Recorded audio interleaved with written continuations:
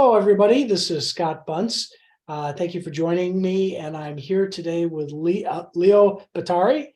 And Leo, thank you for joining and look forward to spending a little time with you. Oh, pleasure to be here, Scott. Thanks for inviting me. Yeah, I had the pleasure, Leo, of reading your book on the power of peers. I thought it was really interesting, especially since I'm so involved in a peer group. But maybe you could spend a few minutes telling us about that book. And I know you're an ongoing author of several things, and speaker and coach. Why don't you bring us up to speed and share a little bit about you? Sure. That first book, kind of interestingly enough, right? So I was employed by Vistage from 2010 to late 2016. And during my time there, I headed up brand communications and corporate communications. Private equity had purchased the firm in late 2012. And in early 2013, they asked me to conduct a brand refresh. So I'm going around the country and I'm talking to CEOs and I'm asking, how do you learn? How do you grow? How do you bring new thinking and ideas into your company? And they would tell me things like, well, I read books, I have a coach, I hire consultants, I go to events and conferences. Some said they went to executive development programs at places like Harvard and Stanford, but nobody, I mean zero, had suggested that being in a peer advisory group was even in their consideration set. So when I was asked to report on the rollout to the board of directors on how things were going with the brand, I also shared with them the experience that I was having out on the road. And I basically said to them, look, Vistage has been at this since 1957. There are other organizations around the world that have been doing this for a long time as well. Every one of us is trying to sell a Mercedes to someone who doesn't even know what a car is. So the idea was not to step back and write some kind of hardcover brochure about Vistage and talk about how great we are, but the point was to really look at the entire category, to give people a sense of how and why peer advisory groups for CEOs and business leaders are so incredibly effective. And in large part, it's so that people would be aware of what this was so they could make it part of their consideration set. Because when you consider the number of people who could be in a group, which is tiny compared to all the people that, I think could or should be in a group, it's huge. I mean, it's a, when you think about it from a market share standpoint or from a usage, right? These groups are so powerful and so incredibly effective, and yet too few people really take advantage of them. So the idea of that first book, again, was to really give people something to look at so they could evaluate for themselves whether this is right for me. Well, I enjoyed reading it. And I guess what was refreshing to me is you're absolutely right. You just didn't look at Vistage, you looked at other groups. And I really enjoyed the fact that you had so many examples of people and their success by being in a group. Maybe you could take a minute and tell us about one of those success stories that you were writing about. God, there are countless of them. One of them I know that we spoke to, and I forget actually whether this particular one was in The Power of Peers, but I know it was in one of the other two books that I'd written, and it was basically the story of Carol Tometsko. Carol Tometsko is with a company called Litron Laboratories in Rochester, New York. She and her husband started the company together back in 1976. Prior to that, they were both professors at the University of Rochester. She loved it there. She just stayed there forever. He couldn't stand it. He hated the academic politics. It was driving him crazy. He had an idea to start this company. He needed her expertise to help him do that. She finally says, okay, great, because he just wouldn't let it go. She joins him, they start the company, and they go from there. Fast forward about 18 years, and they had developed, I think by any measure, a successful genetic testing company that had a number of employees. They were profitable. They were really adept at securing government grants. They were doing quite well. It was at that time, however, he went to Rochester International Airport, her husband, and dropped dead of a heart attack. So in addition to obviously dealing with with the grief of so suddenly losing her husband, she realized now she's got to step into this role as CEO. By now, of course, she really cares about the work and the people and all of those things. And she talked to a lot of folks because she was really concerned that because her role there wasn't CEO to step into that role, that this company could get away from her in a hurry if she didn't, get a little help. So someone had suggested to her that there's a CEO peer group in town, and she joins the group because she recognizes, and the person pointed out, that these people won't know anything about genetic testing, but they know a whole lot about how to run a company. So she joins the group, and as she tells the story, it was like her fourth meeting. And it was at that time where now they're starting to get a feel for her business, which, by the way, included a lot of scientists who tended to be pitted against one another to see who would get the patent first. So it turns out one of the members says, you always talk about these scientists. He said, and I don't pretend to know anything about your world, but as you explain it, these scientists are competing against one another. He said, is there any way you could ever get them to collaborate? And if you did, couldn't they produce a lot more quickly? So anyway, she thanks the person during the meeting, for their question and thoughts. But it was a couple of days later, she finally goes to her chief scientist back at the company and says, what do you think about this idea? Is there anybody we can test this with? And sure enough, there was, and they test it, goes really well. They expand it. They keep expanding that way of doing business.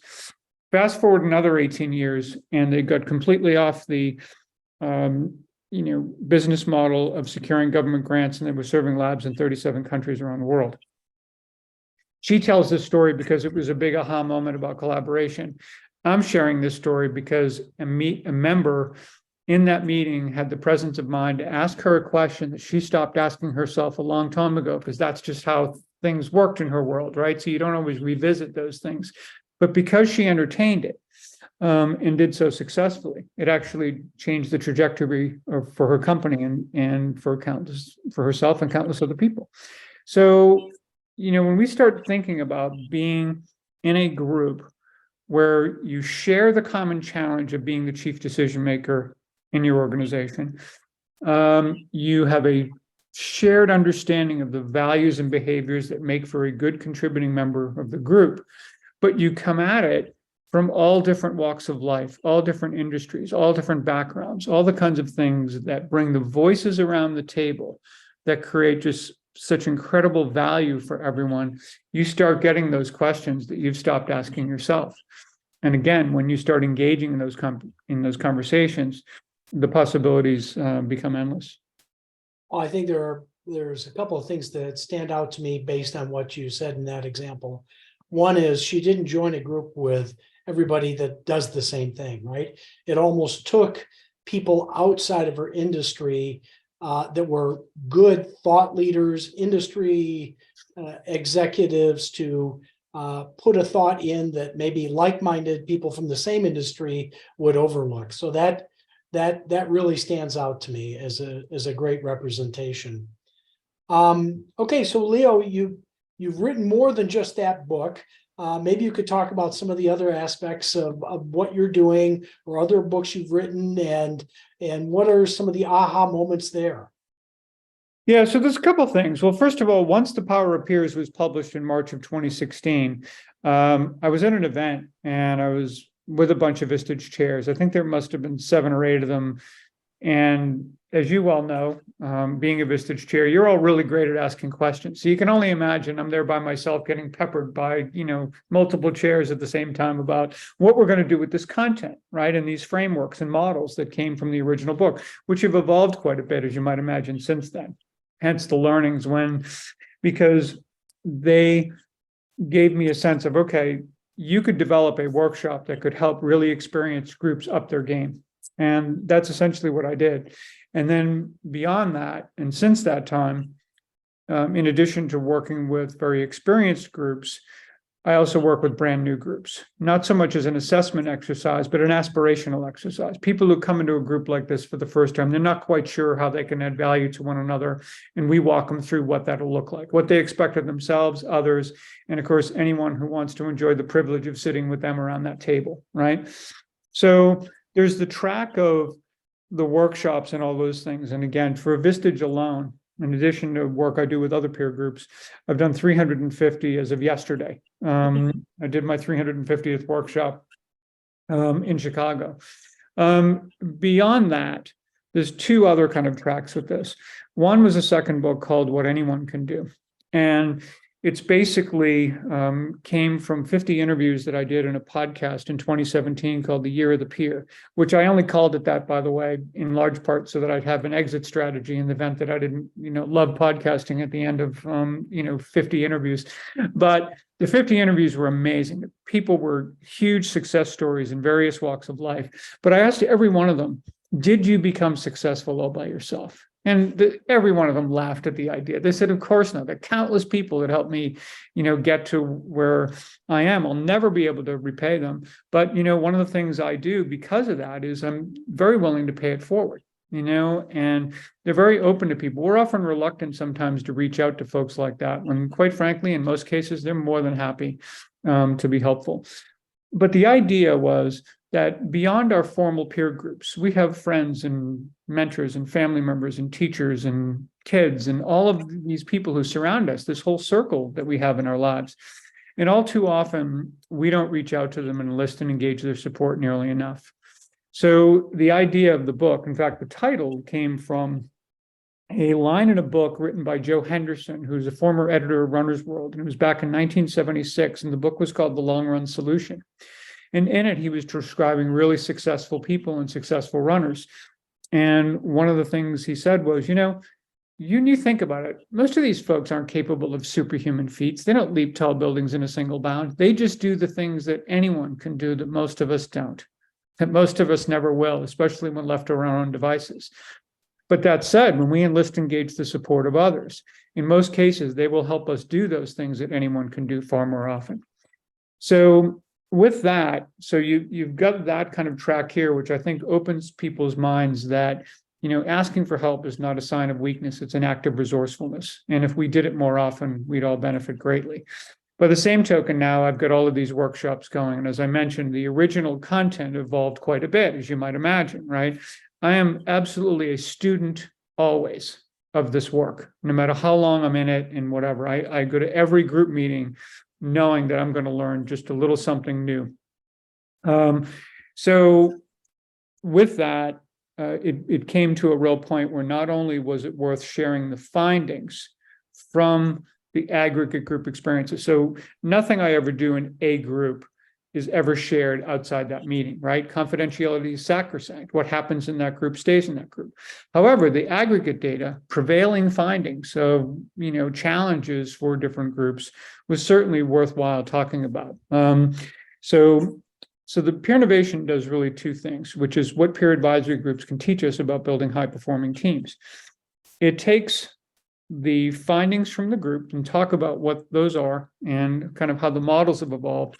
But it also talks about how you take what high-performing peer advisory groups have been doing for decades and how to apply those principles to your teams at your companies.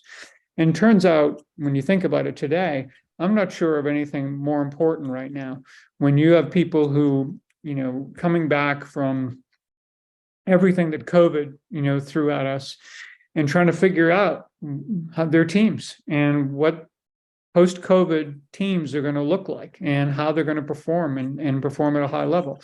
So a lot of the principles for what peer advisory groups, again, have been doing so brilliantly for so long can be applied in a way that helps employees achieve a level of clarity among one another, right? So when we're intentional about really creating that clarity, it's amazing what happens and it's amazing what can take place. So it's been a lot of fun. Yeah, I found it interesting. I think the model for my group changed over COVID as well. It was everybody must be at every meeting, and but what we found was that people moved to different cities, and usually that meant that they would leave a group. But if they can join through a Zoom or whatever the case may be, these long-standing relationships, these people that respect each other, have come to build off the energy that they are bringing to the meetings, don't have to be lost. Right. I think it's just a whole new level of keeping a group and expanding it based on new realities and what's come out of it. Yeah, no, I think that's absolutely right. And no, it's been really interesting. I thought it was interesting to see how groups pivoted during COVID, which in many cases, They met more frequently for shorter time and really helped each other in real time do a lot of things that were, that everyone had to be really responsive to under circumstances that no one really planned for very well, at least most did not, but they really helped each other a great deal through that. And I think whenever people go through difficulty and they do it together and they come out the other side of that, there's a bond that's created because of that experience that is super powerful. Absolutely. Any other aha moments that you've discovered in writing your books? And I guess I love the fact that you're keeping the confidentiality of your groups, but when you've got so much data across the whole bunch of groups, anything else that's come out that you found interesting? I would say that one of the big things that doesn't get talked about often enough, and the difference between how you learn in a group or a team versus how we learn as individuals, is when you're in a group, let's say, you have the benefit of both intentional and collateral learning. So the idea becomes, when it's intentional learning, let's say the speaker comes to my group and they're talking about sales, right? So I'm taking that content very intentionally. I'm going to do something with it or not or whatever, but there's that type of experience. Collateral learning comes from what we learn from how we learn. So as you know, as a chair, when you are leading issue processing, for example, what do you have to do? You have to be really present. You have to listen carefully. You learn to ask really good questions. You learn to suspend, assumptions and not jump to conclusions or rush to judgment about things and all this. The more that you do that and the more practiced you become at that, not only does that help make you a better group member over time, but you'll take those same skills, right? Those muscles that you're building, right, during the group meeting, and you're bringing that to your leadership role in your company. And then in many cases, as so many CEOs have told me, their senior leadership team starts modeling those behaviors as well. And those are the kinds of things I think it takes to be a really great leader. And it's not something that you can read out of a book or you can get out of watching a video or attending a presentation. You do it because you are in it. You are doing it because it's part of the experiential nature of what you do when you're issue processing or just engaging with members in any kind of an afternoon executive session. So I think that is a very powerful reason that these groups are so incredibly effective. No, I'm using what I am learning and evolving on in running my group, bringing it back to the business that I run outside of my group. And then there's one more area. I find myself using that at home, and it helps the home life too. It's amazing how it kind of goes across all levels. Sure does. Oh, there's no question. Yeah, if you think about it, it's people and relationships, and no matter whether it's our friends, our family, our coworkers, our customers, our shareholders, all of it. And I think we learn how to be a whole lot better at that. Yeah, I agree. So Leo, we're kind of winding down here. If somebody's really interested in your books or speaking, how do they get a hold of you? How do they get your information? So LinkedIn is a great opportunity for that, I think. Please connect with me on LinkedIn. Shoot me a note and do that. My LinkedIn profile, I think, is pretty robust in terms of talking about not only what I do, but also others, commenting on what that's about as well. You can go to leobottary.com, leobottary.com, where you can read all about peer innovation and all about everything from the books to the speaking programs to literally hundreds of articles and recordings and all. I mean, there's a lot of content for you for free, quite frankly. So take advantage of that as well. Feel free to go to the site and enjoy that. And if you do want to schedule an appointment with me, you can easily do it right from the website on my calendar. Leo, thank you so much. Again, I enjoyed your book, The Power of Peers.